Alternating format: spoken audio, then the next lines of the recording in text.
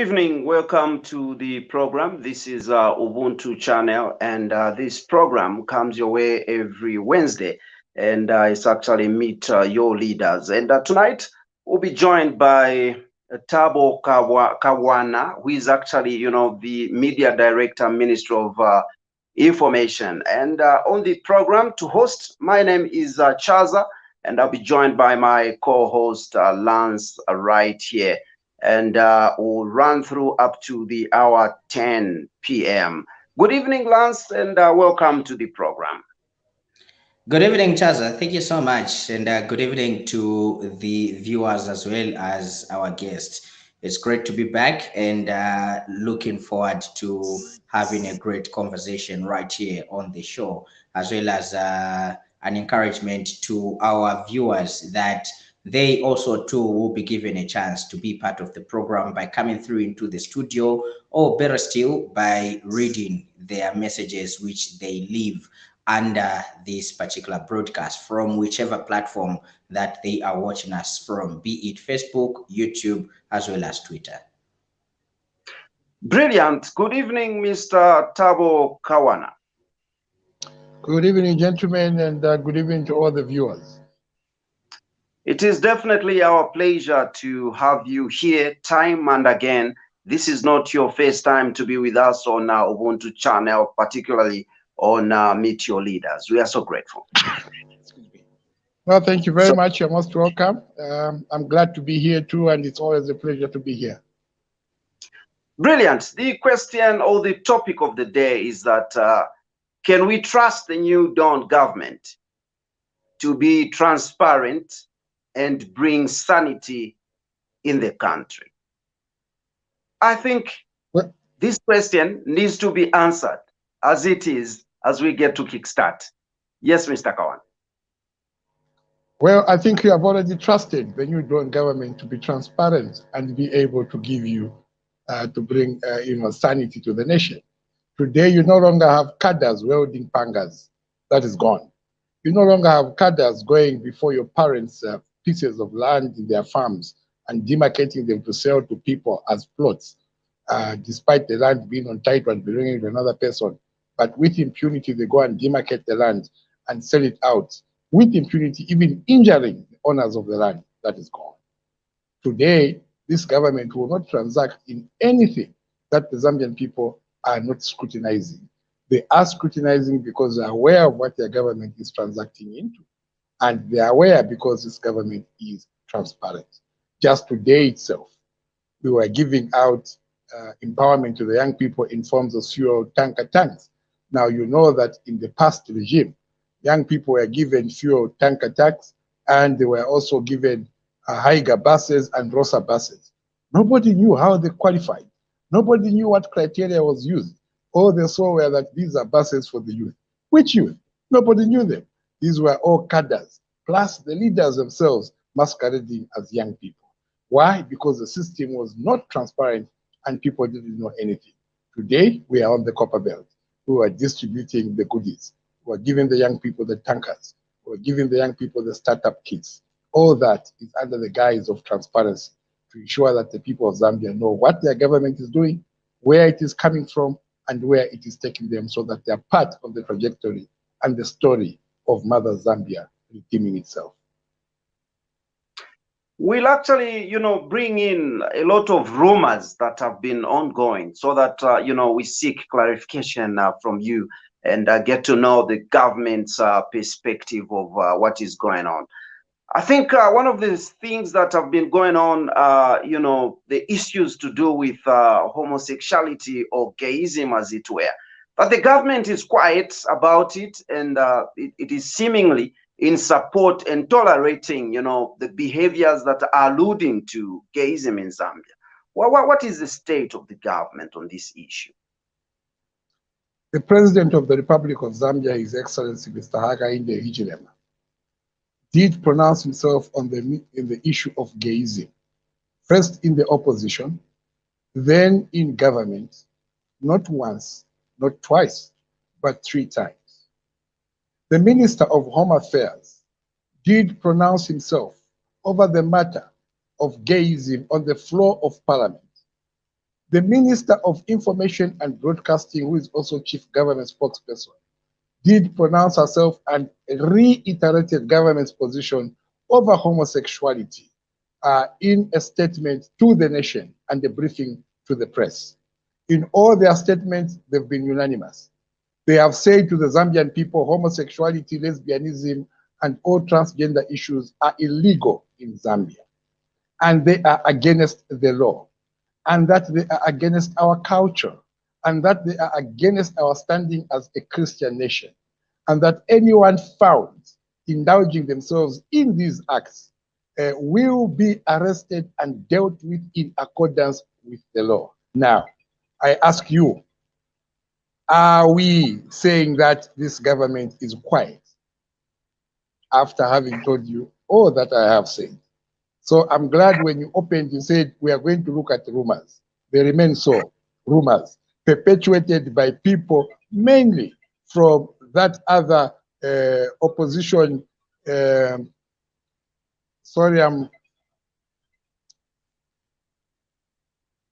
You are better now. You know this. Yeah, you know, I'm using a cell phone, and you know this cell phone is like public broadcaster, so people keep calling, so I have to keep cutting the line. So you forgive me for that. But this is perpetuated by mainly members of that other political party, the opposition pornographic front. Oh, sorry, forgive my language, not pornographic front, patriotic front, the opposition patriotic front. Because all they think about are things dealing with such nudity, immorality, and things like that. Because they keep propagating this to try and paint this government black when in fact it is not. And in their scheme of things, they think that they could bring a strained relationship between this government and that of the Western community, because they feel that when they say government,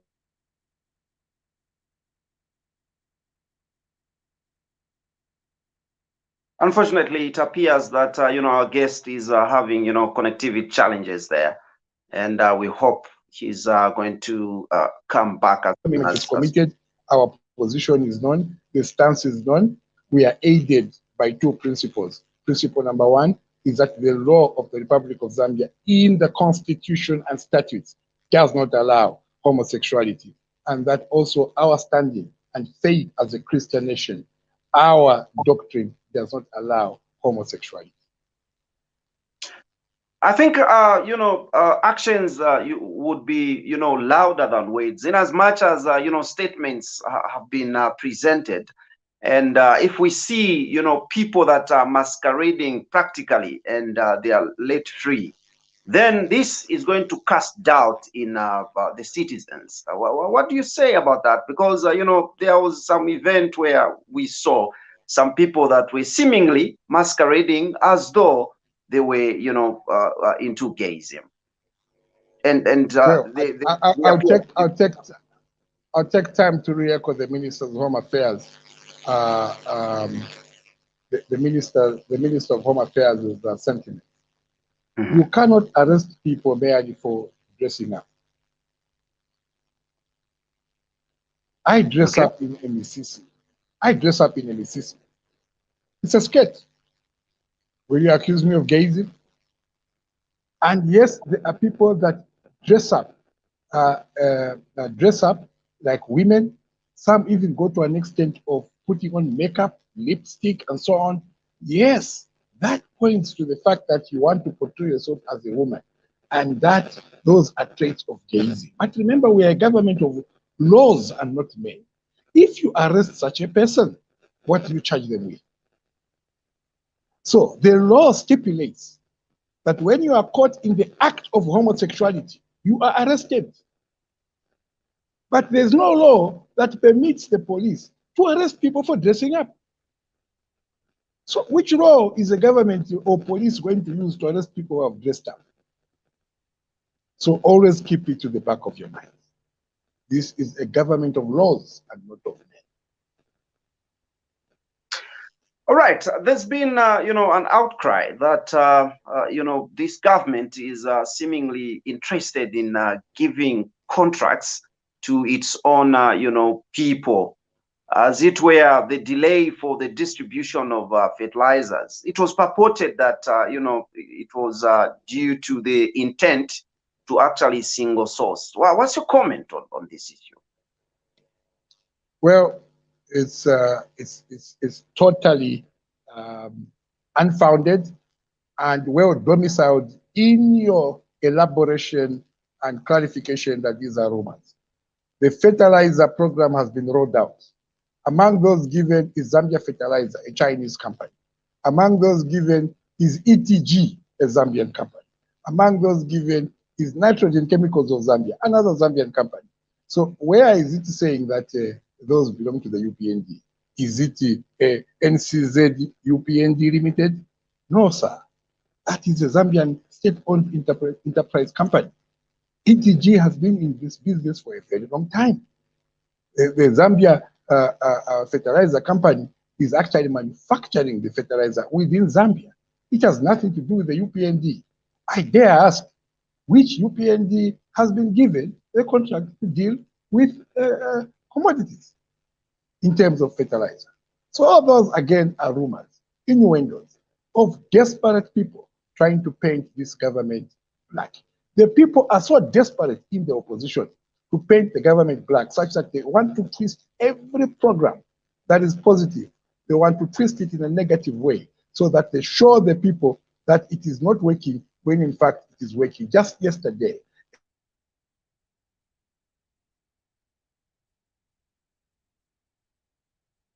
a character, Fisi, of all places, the man went to demonstrate from the graveyard.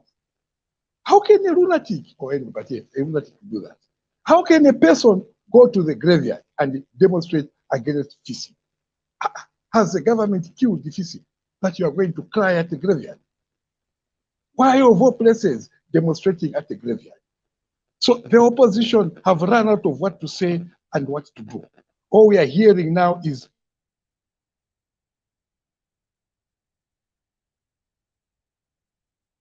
first, we still having a character, a lunatic, going to the graveyard to go and demonstrate, saying that this is going to be a big problem because I keep cutting. Then within that same vein, you have another leader. First, you have a leader, a lunatic, going to the graveyard to go and demonstrate against government at the graveyard.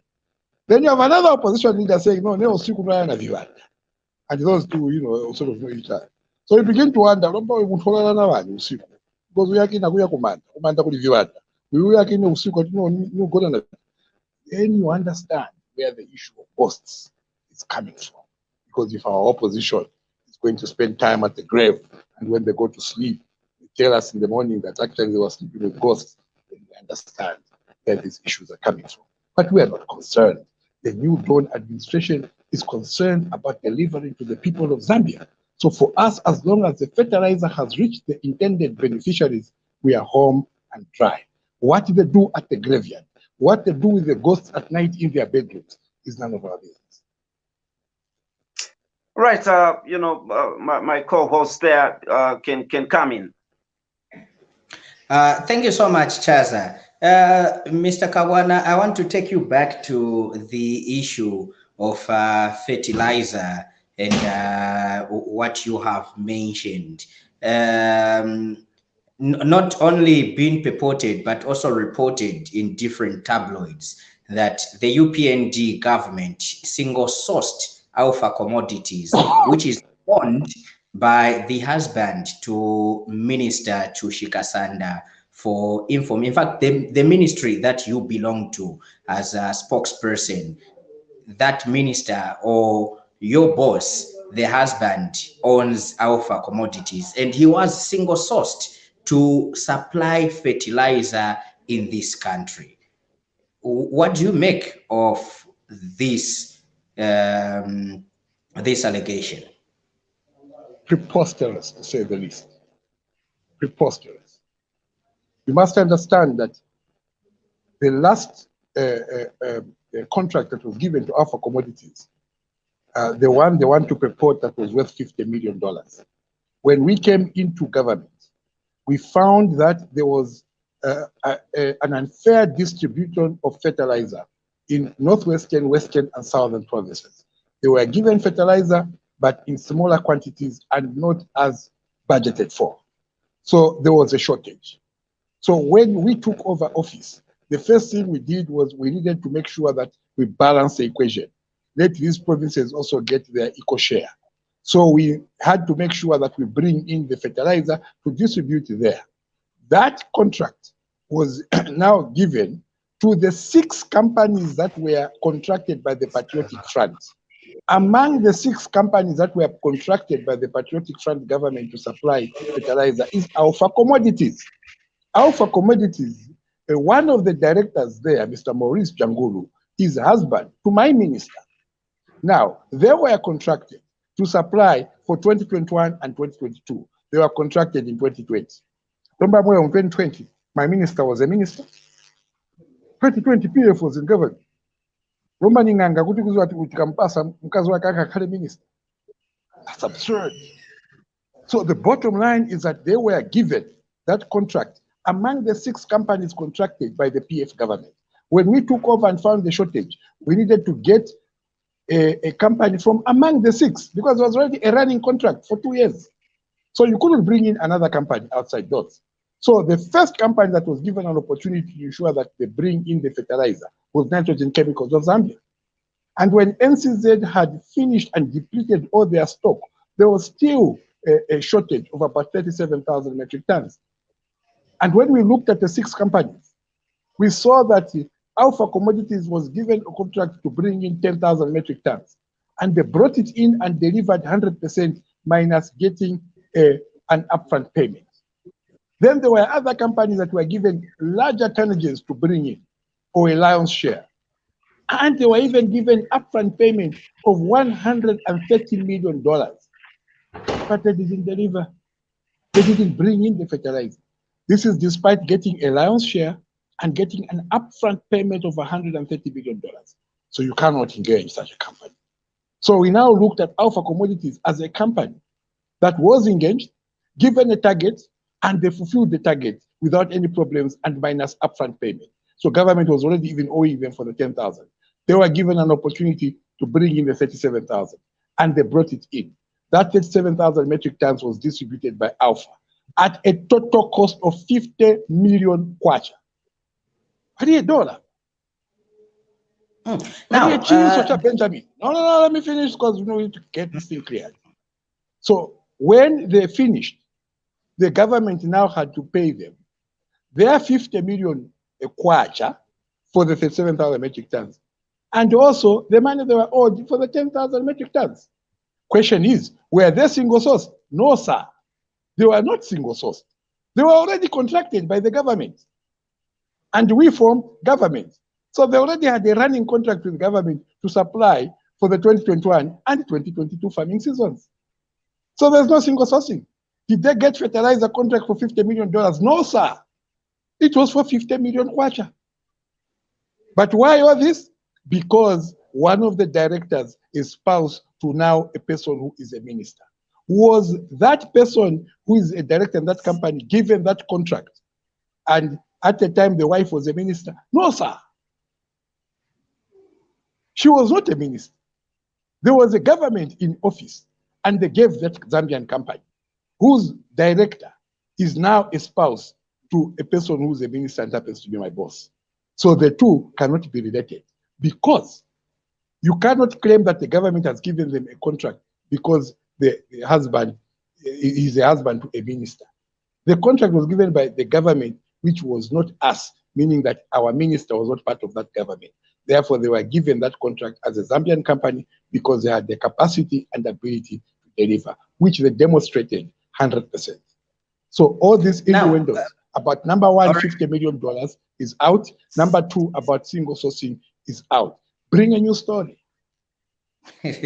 All right. Now, on the same issue, Mr. Kawana, the Zambian people need clearance from what is being preached or what has been talked about. Now, it is a fact that when the UPND government came into power, most of the contracts or most of contractors and suppliers were put on a hold because they were the government said that they are looking at the contracts which were signed and on how these contractors got those contracts from the previous government. Now, why is it that Alpha was still gotten when it was, you know, still also under review, or when it was still being investigated, if they got that contract dubiously or rightly in the previous regime?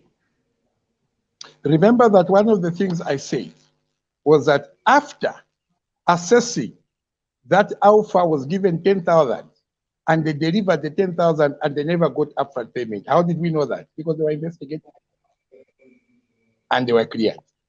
So that issue out, look for another new one.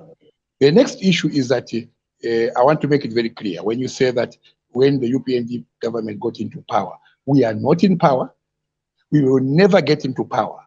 We are in office. The power belongs to the people of Zambia, and it never leaves them.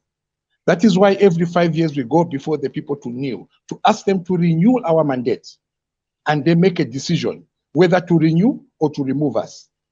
They are the owners of the power, and that is the power they demonstrated to the Patriotic Front, who were delusioned and drunk with power, and they thought they were in power when in fact not. So please excuse us. We are never delusioned. We know for a fact we are not in power. We will never be in power. The power belongs to the people. We are privileged to be in office, compliments of the people of Zambia, and therefore never, never refer to us as a government in power. Please find it in your hearts to refer to us as a government in office. Let the power remain where it lies, with the people of Zambia. Kawana, Now, that's so fortifying, you know, indeed, power to the people. That's a good phrase there. Slightly away from that, you know, census. let me just finish on him. Also, we investigated companies not to understand how they got the contracts, but to understand how the government is now owing them. Did they deliver on their contracts? And we've been finding a mess. People being paid money upfront to do a road and they don't even move a stone. People being paid upfront to do markets and they do not move a brick. People being paid in full for having built a clinic or a police post, and there's not a single thing on the site of the plots. Those are the issues that we're dealing with. That is why in one of the interviews I stated that if you supply the air, this government is a fair government. It will pay you. Only it shall also pay you air. But if you did a job and it is certified, you'll be paid your money. So what you can help, what you can cheat, you can go ahead, sir. All right, slightly away from you know, that. Let's talk about you know, census, the census process, which has just you know, wound up. You know, there was an outcry as regards the process of you know, recruiting the enumerators, you know, and the coordinators.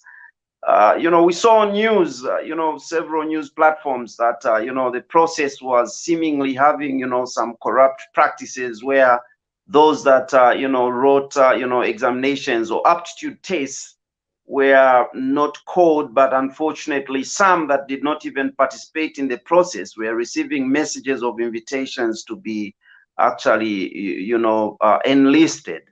What's your comment on this item? Yes, most of those cases were investigated and it was found that they were false. That is why the exercise took off and closed very smoothly.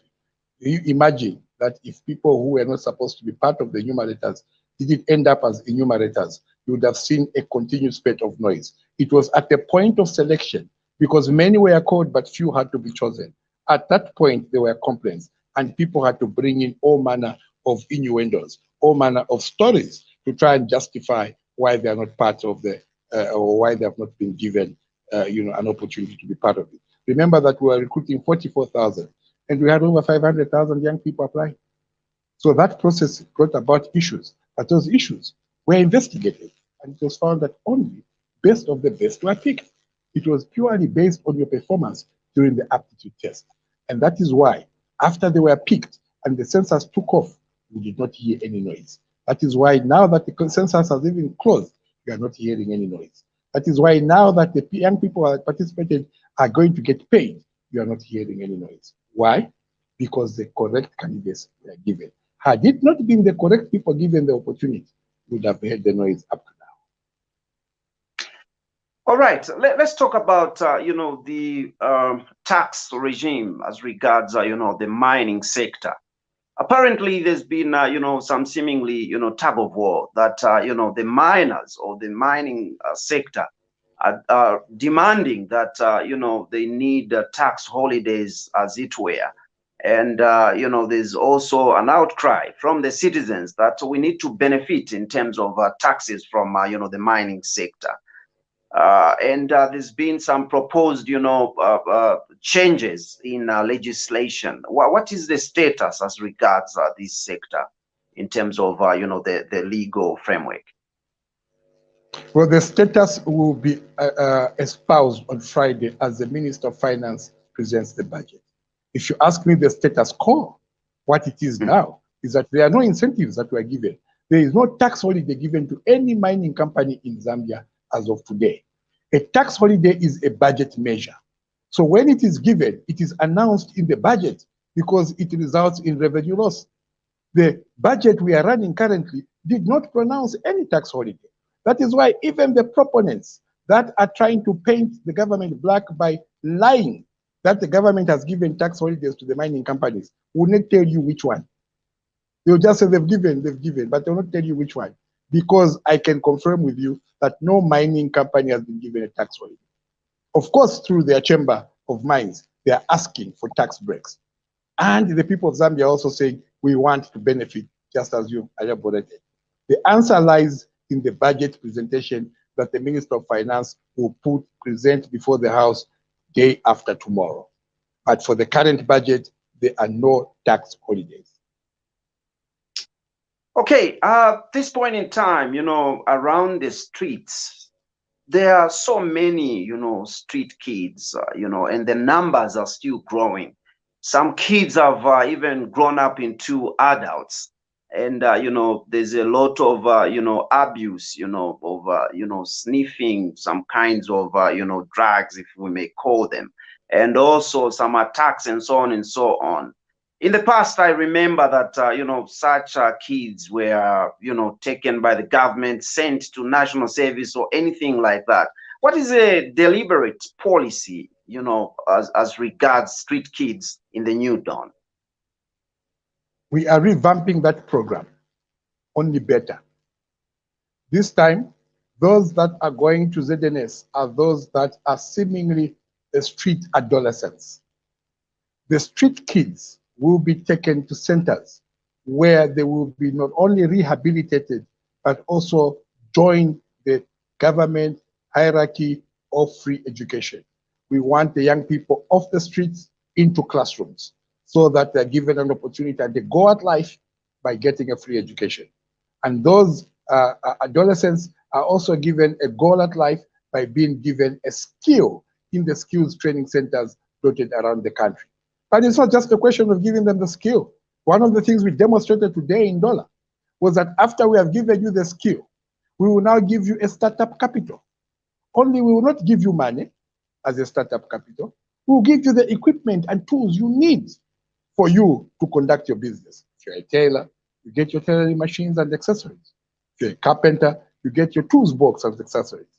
If you're a mechanic, you get your tools box and accessories to ensure that the training and skill you have received, you can go now and practice it out there by giving you an opportunity of you having capital, a real capital, not giving you money that tomorrow you go drinking with, but you are being given the actual tools, the actual capital to start up your business. And on top of that, you are further incubated. The Ministry of Youth trains you and then gives you a kit. Then the Ministry of Small Scale Enterprises pick you up and they incubate you so that then they put you in groups. And if, for example, you're mechanics, you have been given your tools box, but mechanic does not need only a tools box. Now you need to take it up to another level. We're talking levels now. You have to take it to another level where you are able to do wheel balancing, wheel alignment. You're able to do camber casting. So you need those big equipments that come in from Germany. Government is buying that for you. so that when you are coming together as young people, a group of mechanics, you are given an opportunity to set up at a garage, and the government is buying the equipment for you to ensure that you prosper in your your chosen skills and career. Those that are being given fuel tankers like the ones that were given today, we're not just giving them the tankers and say drive off. No, sir. We are ensuring that then now we attach them to all marketing companies that will take them under their wing for the next 1 year plus to ensure that they incubate, they train them, make them understand what that business entails and how to run it and how to maintain that equipment. Therefore, when they let go of them, they're able to stand on their own. This government is not doing things. It is doing the actual things that the young people need. We are not in an environment where we want to please them as they are being pleased by the previous regime, which is basically, if you want to give it a name, it is a tantamen regime. In this government, there is no tantamen. There is no, if I borrow the president's word, party after party after party. Forget. It is work, work, work, work smart and work hard. So you will be given an opportunity to put to ply your skill, but you will not be given the cash. You will be taught how to make the cash. If we have to equate it to fish, we will not give you the fish. We'll give you the net, put you on the water, and show you how to catch your own fish.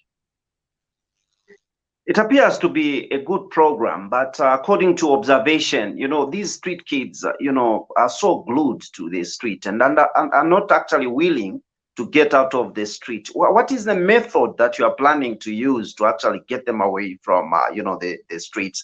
Is it a falsetto way, or is it, a psychological way by counseling, teaching, and so on and so forth to actually make them change their mind? What's the method?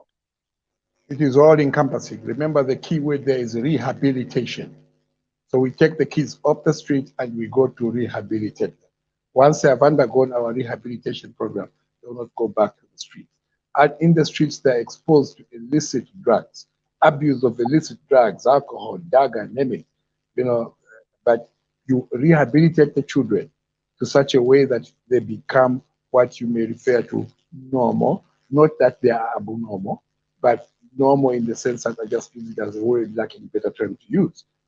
And once you have rehabilitated them, then now you give them an education, you give them a skill, and you let them go and they become productive citizens.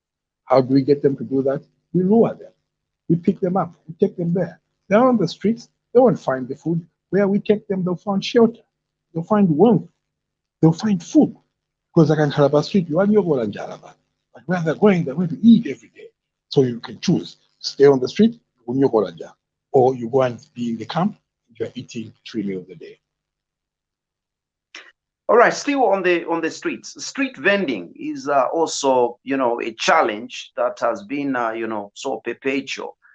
And, we saw that there was, a deliberate move that, you intended as government to move, these vendors from the streets, to some designated, selling places like markets. How far are we, and how is the plan? How is the policy in place as regards, street vending? Well, there are streets that are designated for street vending. There are people that are allowed to get involved themselves in street vending.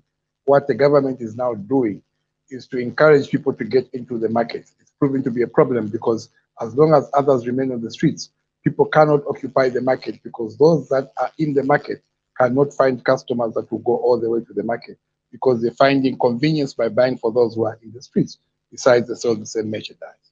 So the idea now is to encourage people to get into the market and then only allow street vending in designated areas at an appropriate or given time. So maybe you are told street vending is maybe only on Freedom Road from 16 hours, 22 hours. The rest of the morning throughout, from the morning up to 16 hours, no street vending. Therefore, people will occupy the market stalls. I will take you to the education, sector. We heard that, there was a deliberate move to have an overhaul, as regards the curriculum. How far has it gone, and what are, you know, some of the things that you know, you saw as unmeritorious as regards the Zambia's you know, education curriculum? Well, the program to relook the curriculum is ongoing and it is being redesigned. The idea is that we now need to have um, subjects and in the curriculum for our children that answer to the needs of industry. You cannot keep training people about the grasshopper, and when they finish and they pass 10 out of 10 over grasshopper, then they come out in the industry. There's no grasshopper in the industry.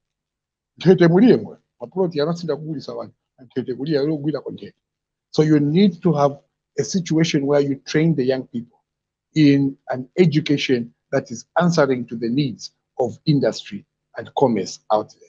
So we are redesigning the curriculum, giving it an overhaul, and the process has begun in earnest. By the time we are done, the people will be able to see what subjects will be there, how many there will be, and what curriculum it will entail in terms of the syllabus. All right, let me invite you know, my co-host to come in, and you know, just after he does you know, come in, we shall invite you know, messages from our viewers, and also the studio will be open for actually, you know, viewers to join right here in the studio. Lance, I throw it over to you for now. Thank you so much, Chaza. And Mr. Kawana, I want to take you back to the earlier or our topic of discussion. Can we trust the New Dawn government to be transparent and bring sanity? In your response, you spoke about cadres not demarcating or getting land from parents and everything to do with that. You are aware that there's been a clip that has been going around social media of a UPND member who even referred to our highest institution, learning institution, referring to them Tiimbwa Zapaunza. He ran this whole thing and that. As a government, how do you hope to resolve this land issue, especially not having party cadres or party supporters coming into conflict with the people of Zambia? Well, as a government, we continue to uh, educate the people on procedures of how to acquire land through the proper channels.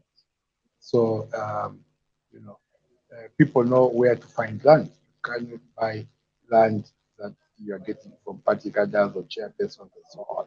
You have to buy the land from designated officers, such as the Ministry of Land, the council itself, or an individual who already owns that land and is on title, and they're selling it to you, and you have checked that the title is clean, there's no caveat at the Ministry of Lands, and therefore you purchase it. But outrightly going to buy land from individuals such as cadres or chairpersons and so on, you do that at your own peril. And this government has encouraged that with the disappearance of cadreism, you will no longer hear issues such as cadres demarcating land. Now, let me speak as a cadre, not as a government official, because I need to put this into proper perspective. Okay? That clip shows Saulo Simwale Koniyo. Kuitana abantu ukuthi imbwa zabaunza. Like, yeah, I was almost tempted to call you imbwa zabu diaspora. When you, each time you come, you say, let me take you back. Let me take you back. Each time you come, let me take you back. So, Saulos Mwale Koniyo is a leader at Lusaka province. There's a group of young people that spotted that land behind Unza, and they went to check for it at the Ministry of Lands to find out if it is titled and if it belongs to someone else or rather it is owned. And when they got to the Ministry of Lands, they found that the land does not belong to anyone. It is a free parcel, as they are called.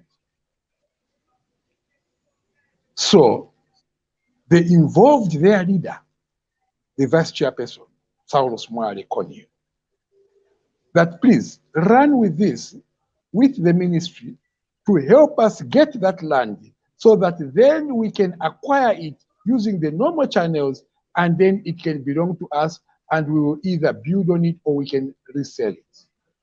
These are the young people.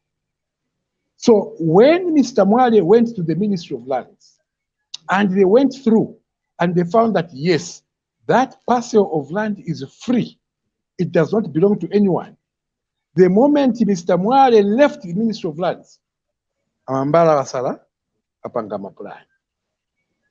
They now called those former UNZA lecturers and said, we are now going to say this land belongs to you. They even went on site and began to put beacons and so on. So when the young people went back to site, they found that there's activity. Now remember that they went to their leader to help them acquire the land legally. Then they go and find that there's activity. The first thing in their mind is that their leader has betrayed them.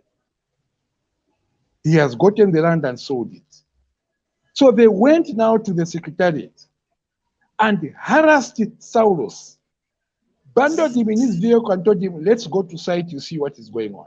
Because he said to them, look, I've already engaged the Ministry of Lands. Very soon they're calling us. We go through the process, we acquire that land. Only to be told there's activity there. So they went with him there. And that's why he found those people now. Akawalala, who are former UNZA lecturers. And now they're in cahoots with the crooked members of staff at the Ministry of Lands, now wanted to give that land unto themselves by claiming it and stating it is theirs when in fact it is not. So Saulos, who is charged, angered by the fact that the young people were almost beating him up, thinking he has betrayed them, and finding these people who are cheating that actually this land already belongs to them and it has been their land for many years. When just a few days ago he was at the ministry and it was checked and found that the land did not belong to anyone, Saulos is upset. And in the heat of the moment, he says, let's go back to the Ministry of Lands. Nazamene izi imbwa za paunza. Meaning, akawalala, those who want to steal the land. So but Mr. Kawana, is that you get the clip. Okay? No, listen. Language, is that the right way to engage people? I'm coming. Oh, that our address. I'm coming. Remember that I'm giving you correct positions. Number one, he was charged. Number two, he was under siege by the young people from Munyaka.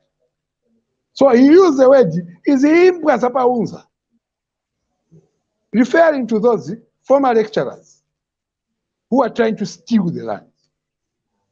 Now, that is not justification that you can refer to other people as imbwa. It was wrong. But the opponents of our party, remember I'm speaking as a cadre here, the opponents of our party, they get that video and concentrate on where he talks about imbwa, Zapa Unza, and now go and instigate the young people at Unza and tell them you have all been called dogs, meaning that you, your parents, your former students, and the former students include President Hakainde Hichilema, all of you are dogs, and the whole thing is blown out of proportion. They demonstrate, they go back in the night again, they go and infiltrate and go and get the students to go and demonstrate on the streets. People, open your eyes. Yes, Saulos was wrong. That was a derogatory remark to refer to people. But the issue is not one as big as it has been portrayed. True, Saulos is not the perpetrator there. He's a victim. But you see, when a story has gone viral, when a story has gone, everybody who knows the truth will keep quiet. Because Saulos is the victim, they will insult you. We are used, some of us. Shout all you want, shout all you want. But my stance in life has always been one. I will stand by the truth, no matter how painful it is. And the truth is that that land was about to be stolen by former UNZA workers and workers at the Ministry of Lands. Saulos is a victim caught in between thieves of the land and the young people that thought he betrayed them. All right, now, Mr. Kawana, I would like to dwell much on what we are discussing. So, the question is talking about can we trust the UPND or the New Dawn government from the first part of transparent to bring sanity? Here, the sanity, maybe in this whole Saulos issue, the sanity that we are talking about is the Zambian people voted out the PF government or regime because they grew pomposity and they could insult anyone however they want. And here comes a new dawn, okay, a new dawn of doing politics. Then some element is found that almost takes people back to the PF of calling Vantu Imbwa. Yes, he may be a victim, but he still calls people Imbwa Zapaunza. We know your scheme of OP. He accused a number of people there. So now, how are you bringing sanity if people that belong to the party which is governing right now can go back to the PF regime of calling people Imwa? We are bringing sanity by taking the precise action. In the PF regime, they had the audacity to do what they did, and nothing, no action was taken. People's cries fell on deaf ears. The people cried over that remark. The party took action within 3 hours. Mr. Saulos Mwale Konyu has been suspended. Today, Mr. Saulos Konyu Mwale has apologized. So you see the sanity? You see the difference? You see the transparency? Whereas in the past, they went away with the very pomposity you have referred to and impunity, and they could never look back at you. But this time around, the person that actually uttered the word has, number one, been suspended by the party. Has, number two, he himself apologized for the remark. Really, guys, I want to echo the president's remarks at the airport when he came back. As a country, let us not dwell on pettiness. We are becoming too petty. Seriously petty. Where I am here, I'm even feeling bad. Today, we have empowered 70 young people with the tankers. We have given young people startup kits, over 500. These are young people that are going to start a life. We have ameliorated their lives. We've changed their lives for the better. Is that what we're discussing? No. Anyway, Imbwa ndine.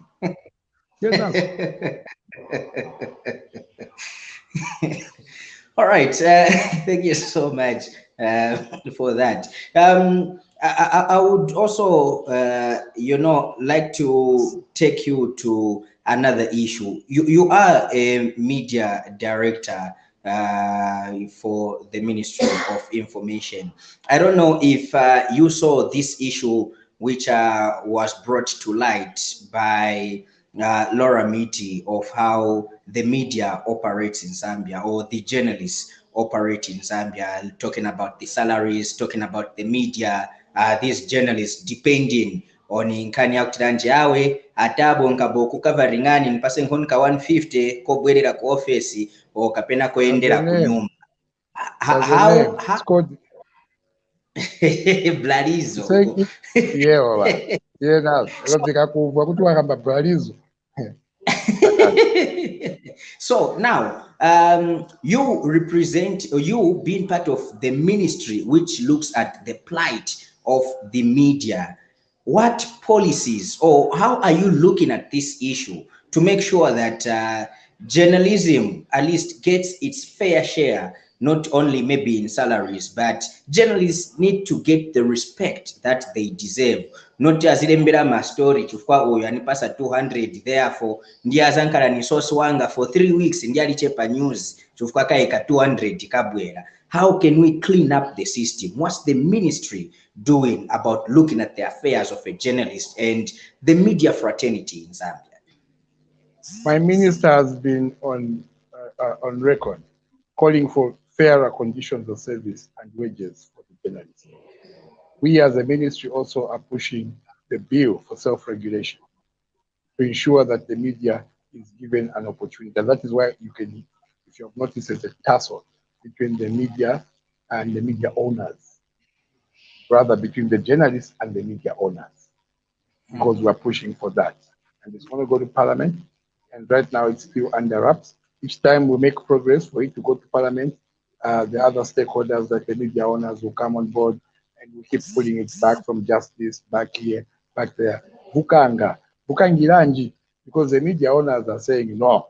You can, if you remember, even one of them told the journalists that if you feel what you are getting here is not enough, go and find somewhere else. You know, that kind of language. The bottom line is that the conditions of service under which our journalists are operating are, and this is what has given rise to Blarizo. Now, the problem with Blarizo is that it now takes away the element of truthful information and begins to propel propaganda, negative or positive, but it begins to propel propaganda because now it's a question of he that pays the piper calls the tune. And there are bad elements, for example, who would want to propel issues of homosexuality, and they'll pay the media, and they'll propel these things, and they'll stick in the minds of our children. There are those that want to paint this government black, and they may pay the media, and the media may paint this government black when in fact. So these are very serious matters that you have raised. And we as a government are seriously looking into it. Myself, I was even at one time in trouble for having talked about Blarizo and having called on media owners, most of whom are my friends, personal friends. And I called them out. I said, you guys, we come from a long way together. I know you.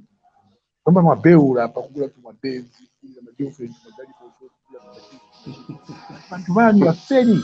You are failing to pay your people good. Why are you doing this? I was insulted left, right, and center. But I maintain that media owners look after your journalists. Even though their claim is that the journalists are not the ones that make the institution. You have got technicians, you've got drivers, you've got cleaners, you've got so on. But that institution is what it is because of the news. Who does the news? It's the journalist. The most important player there is the journalist. Please look after our journalists. Thank you so much, Mr. Kawana. And on a lighter note, when you come back from Mundola, I'm coming from Blarizo. So, mkansungire tiara baba. I live for some of us, I even know to be chairperson of the Blarizo committee. All right, this is about time that we get to engage our viewers that are watching us from different platforms, whether YouTube, Facebook, as well as Twitter. We have shared with you the studio link.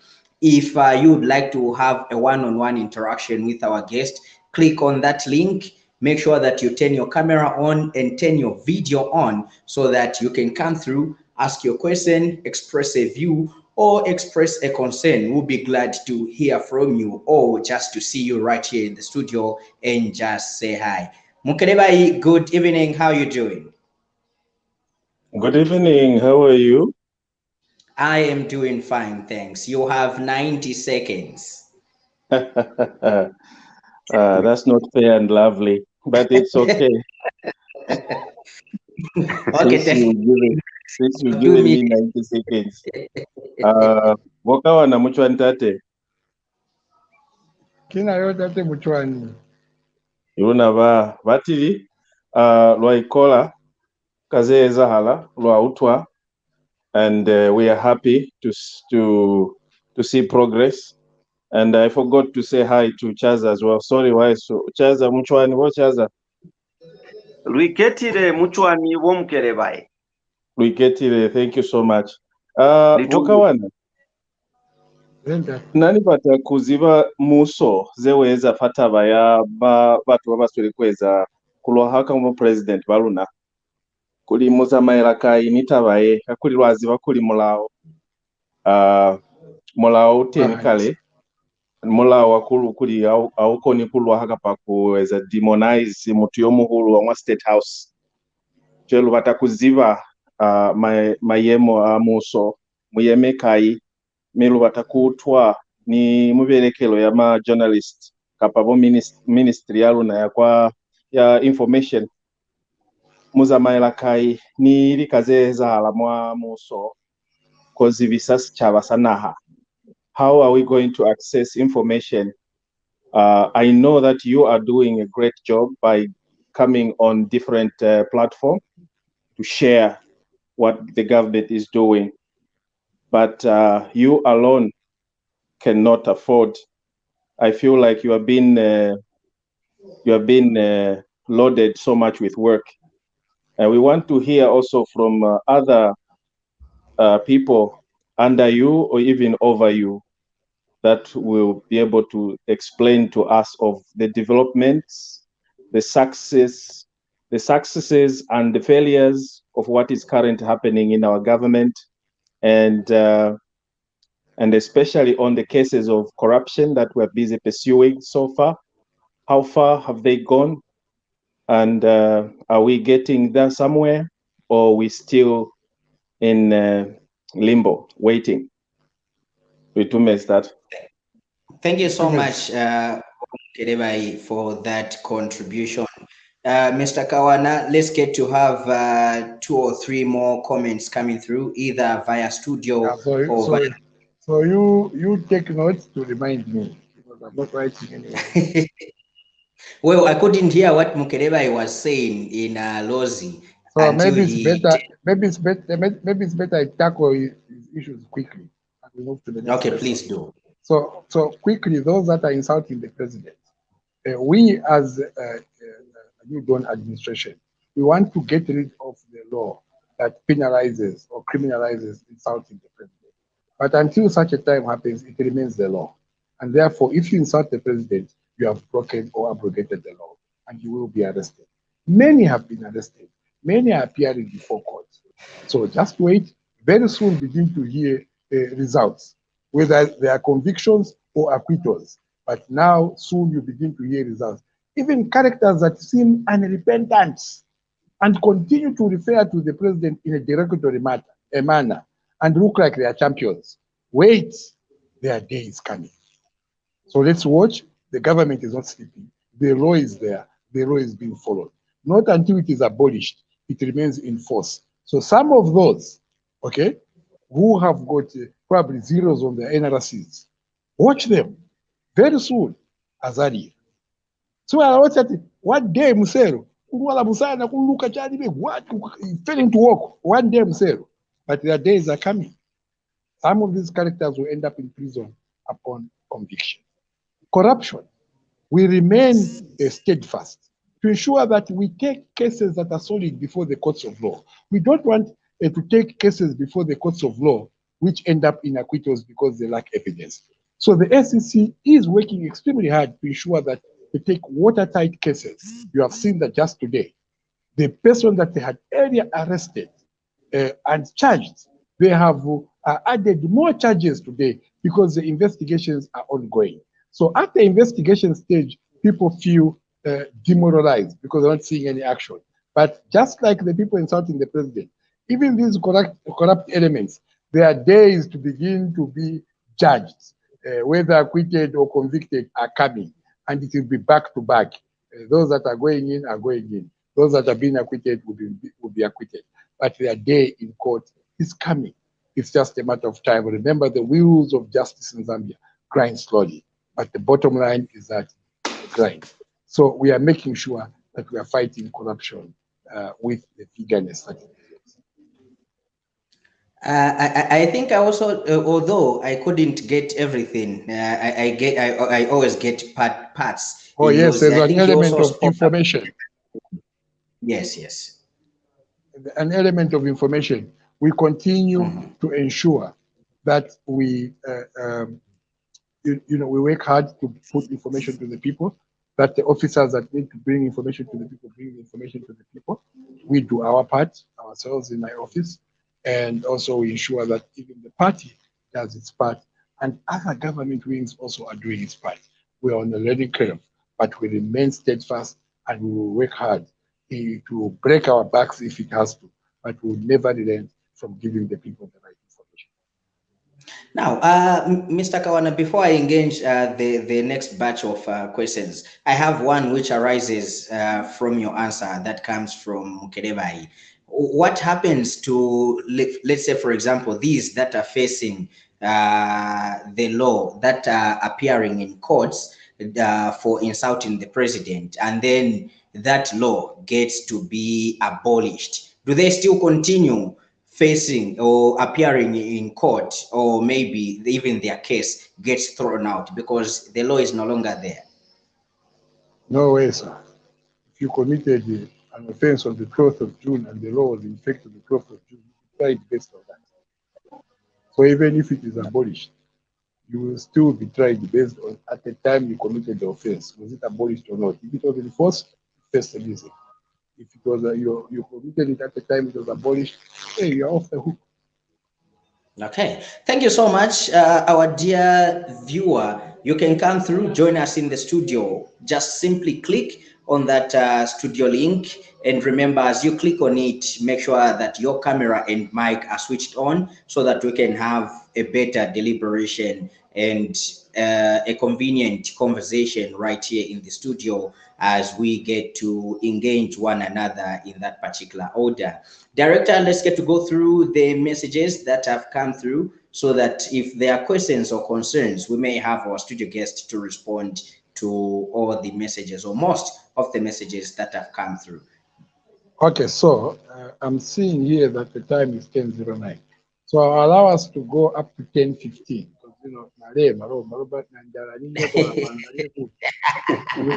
We agreed to stop at 10, but now it's 10:09. So let's go up to 10:15. Give me chance so then I So yeah, mwe public servant mwe mfure mwalangola no, nantu. that's why I've agreed. That's why I've agreed that let's go up to 10:15. So bring them on. Definitely.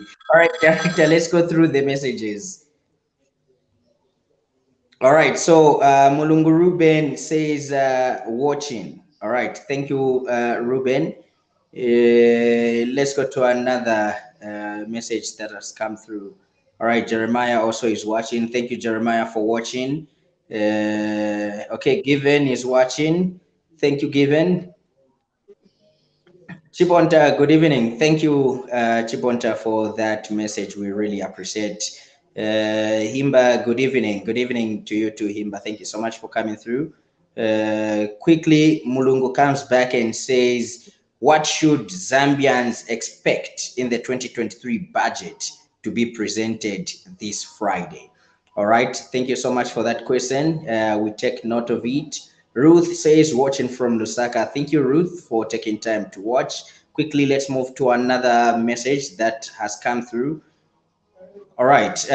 Seems like everybody, Mr. Kawana, is enjoying what you are bringing out. Hence, they have no concerns or questions apart from one that has come through. What should we expect this Friday from the budget presentation? Good things for the country. You know that Dr. Stumbeko Sokotwani and the economic team, they are big brains. They have no time for pettiness. When they present a budget to the country, it is a budget that brings wows and wonders to the nation. You saw this, the current budget we're implementing is a budget that even brought us a CDF. So one can only wait in anticipation that the budget that will be presented on Friday will be another wow.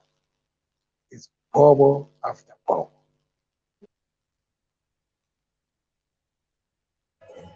All right, thank you so much. I don't know if my colleague Chaza has a follow-up question, but I do on the same budget.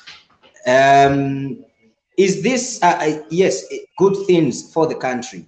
Is this an all-inclusive budget that we are going to see? Or maybe nayo yenze need yawe kai government ilipo ni so omwe ayeta sanka ndi asalanganira pa kuganizira the more than 13 million Zambians. We have to wait for him to present it. Then now we can talk and say, is this all encompassing or not? But to ask me that, is it going to be no encompassing? I have no peep. I have no idea.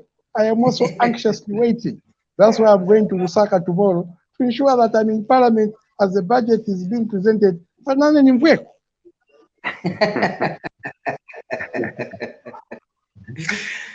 Wow. Anyway, you are the media director, so at least you might be privy to some information.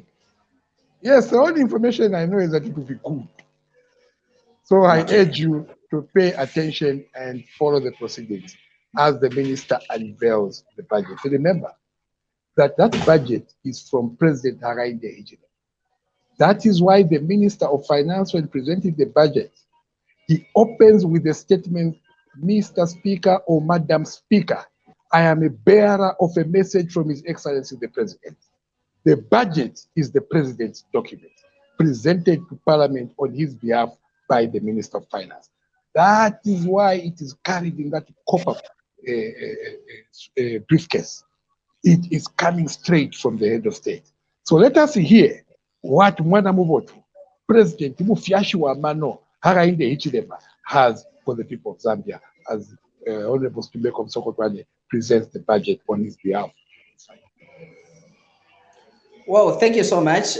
Chaza, over to you. For me, my clock ndepe inlangisa ati 6 minute 106. Ikabon langisa 115 ye vaona vatabo.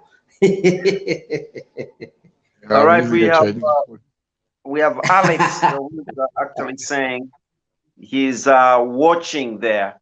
Alex is saying watching from Monze. We do appreciate. Let's quickly, have messages. If we still have some more, then we get to wrap up and give time, to our guests to actually, take a rest. Alex, Monzo. But wamva we Chaza to using a Chinese phone way. Oh, I didn't hear about that. Mine is not Chinese. The Chinese phones usually they talk when you are using them. Already you could have heard, a lot of things. Anyway, we end on a lighter note. Exactly. So it appears that we do not have any more messages. So it's actually that time that we do appreciate you, our guest, Mr. Thabo Kawana. And I really don't know how to describe you because you have answers to every question, and one would want to toss you this side, that side, but definitely you have, all the answers. You are terra firma. We greatly appreciate even according us, this opportunity to host you, even at a time that we can clearly see that you are very tired, sir. Thank you very much. You're most welcome. It is all part of the national duty. This is what we chose, and this is what we do. Thank you so much. And not forgetting my co-host, Lance. It's been, a great time once more on this show. And the viewers out there, we greatly appreciate even those that sent in messages and those that did, come through into the studio like Mukelebai. We do appreciate. And the IT, you've been so good, CJ there, Emmanuel, we greatly appreciate, and, it's a commendable job that you are doing. From me, Chaza, it's been a great show. I do appreciate, I'm saying, God bless you all. Until next time you meet us on this program, Meet Your Leaders, we are out of here.